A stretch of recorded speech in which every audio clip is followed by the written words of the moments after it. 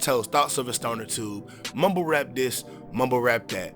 Who started Mumble Rap? Welcome to Truth Be Told, Volume 1. I'm about to get into it right now. Who are the forefathers of Mumble Rap? Now listen, Mumble Rap was a term coined by DJ Academics. We're gonna give him his credit, right?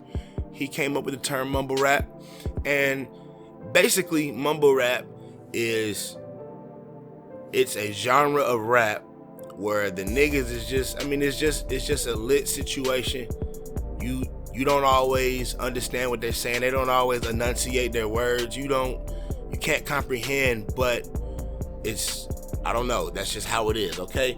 Now, we can argue and say that the leaders today of mumble rap are, an Uzi, a Yachty, Migos, of course the Migos, right? A Thug, right? But who started this shit? Now, I'm gonna argue and say Lil Wayne and Gucci, okay? These two are the names that come to mind when I think of mumble rap. All right, now, Gucci, people can argue Future, but Future came later on. Future, he wasn't always mumbling, okay? And neither were these two guys, Wayne and WAP, all right? Now, they started mumbling later on in their career. I want to say Wayne started mumbling around 2009. That became his thing. 2008, 2009, it became his thing, okay? Lil Wayne, he was singing in heavy auto-tune, and he was just, like, you could tell he was just really, like, I don't know what the fuck, he was experimenting or, just really drugged the fuck out. Now, that's what mumble rap essentially is, okay? Now, Gucci, you can argue Gucci, he wasn't always mumble rapping either, okay? If you go back to his early shit from like 2004, 2005, 2006, he wasn't mumbling. Now, like I say, like Gucci, he started mumbling around like 2007. He began to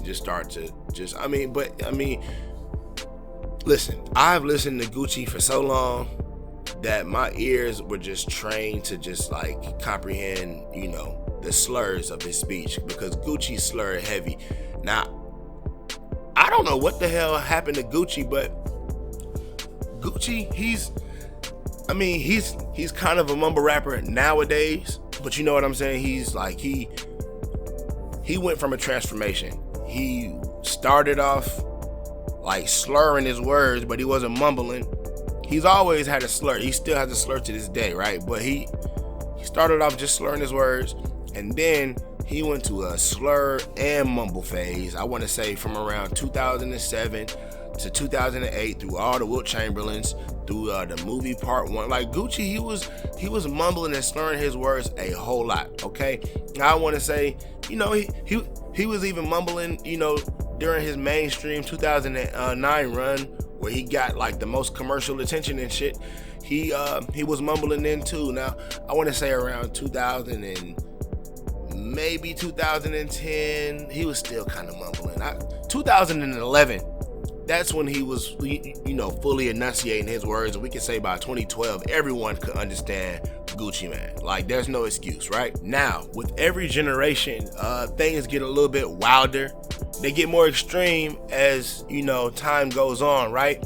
So you got essential street niggas, with the typical street nigga look. They were mumble rapping. But then you see Wayne start to venture off into wearing women's clothing. And we can say that arguably Wayne is more of an official pioneer for mumble rap, because, or more of a forefather of mumble rap than Gucci, because the mumble rappers sing, okay? Mumble rappers harmonize, and that's something that Wayne really made popular, right? Wayne really was on that singing shit, right? He even ventured off into the rock star shit, i.e. A prominent mumble rapper today. We got Lil Uzi Vert, okay? We got Young Thug. They are clear descendants from Lil Wayne, right? They remember when Lil Wayne wore those fucking cheetah prints tights, and I want to say around Carter 4 release, I think he was performing How to Love or some shit, and he had that on, you know what I'm saying? Like, that was really, I was like, what the fuck is wrong with this nigga? What is he doing? And then he was dissing Jay and Beyonce at that time too. I'm like, what the fuck is this nigga wearing, bruh? I think he even went after Kanye at that time. I think he was, salty about the Watch the Throne thing. But listen, that's on a whole nother thing. But so you see Wayne start to venture off into the feminine look. He became emasculated, right? He started to look like a crack-headed knock woman, right? Okay.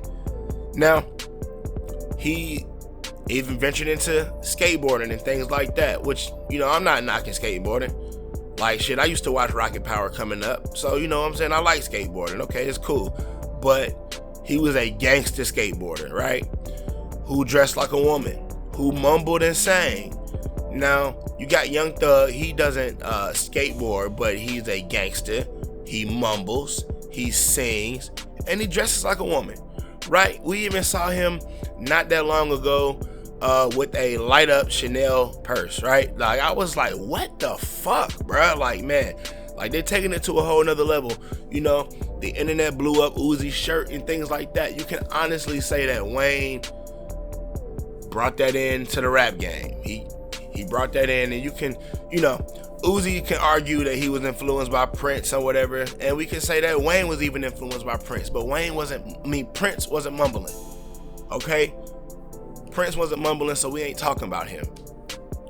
We're talking about how one generation introduced, one aspect of something, and then the next generation takes that shit and runs wild with it, right? So you even got Chief Keef. He mumbles like a motherfucker, okay?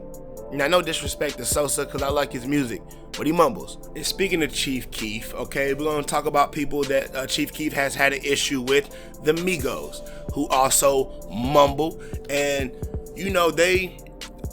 they get a lot of credit for the flow that they have. And look, they resurrected the flow, but we're going to talk about Memphis influence in mumble rap and in the rap game, period. Atlanta gets a lot of credit for the trap music, but man, listen, I'm from Atlanta. You gotta listen. There's always been an unspoken connection and love between Atlanta and Memphis. All right, Atlanta and Memphis show each other so much love. Like, Atlanta gets credit for the trap, but Memphis started the trap, and arguably Memphis started mumble rap. Okay, now look at 666 Mafia. You got people like Lord Infamous. That is his flow. That's arguably his flow that the Migos use. That's Lord Infamous flow, man. You can go back and check it out. That's his style. DJ Paul did that. Juicy J, Skinny Pimp, all of these guys. Project Pat, who Gucci notes as his favorite rapper. You know what I'm saying? They were mumbling back in the 90s, okay? But 666 Mafia, Memphis rappers, Gangsta Boo, you know what I'm saying? Like, those are Memphis, those are mumble rappers. So we can say that it goes Memphis from like 3-6 to 3-6 and all their associates, Tommy Wright III, you know what I'm saying? Just the Memphis scene, and then we can go down to, some people could argue Bone Thugs. You know what I'm saying? 3-6 and Bone Thugs, they had their little beef over the flow. Okay, so we can say Bone Thugs.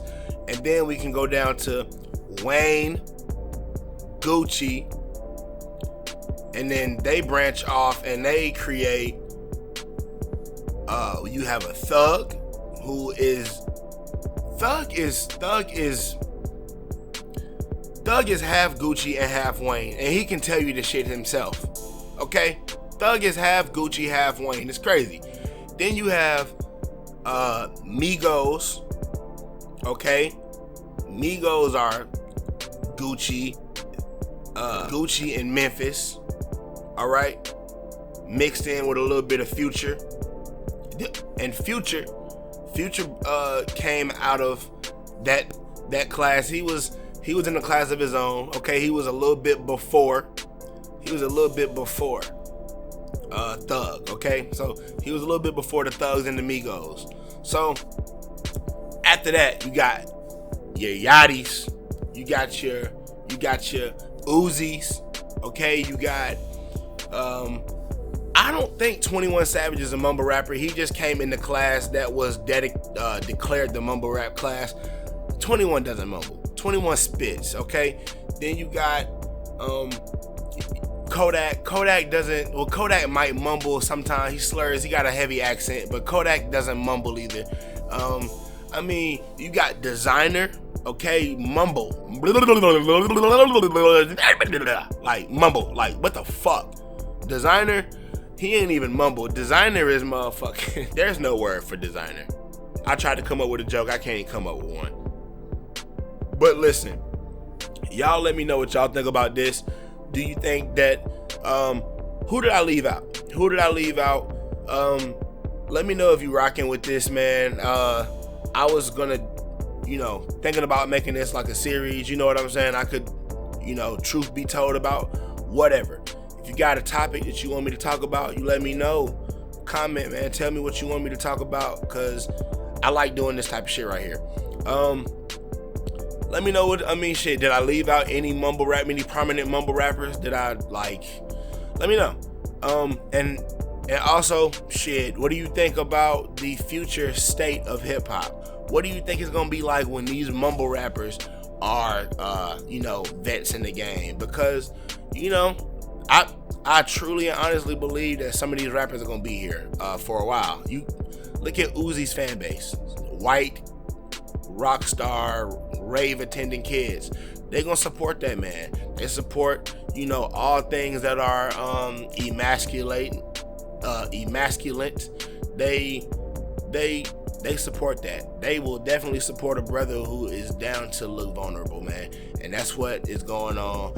So you gotta argue and say that these niggas will probably be here for a while. So what do y'all think about the future state of hip hop? Y'all let me know what y'all think about this, man. Comment down below, man. I'm about to get up out of here. Gone.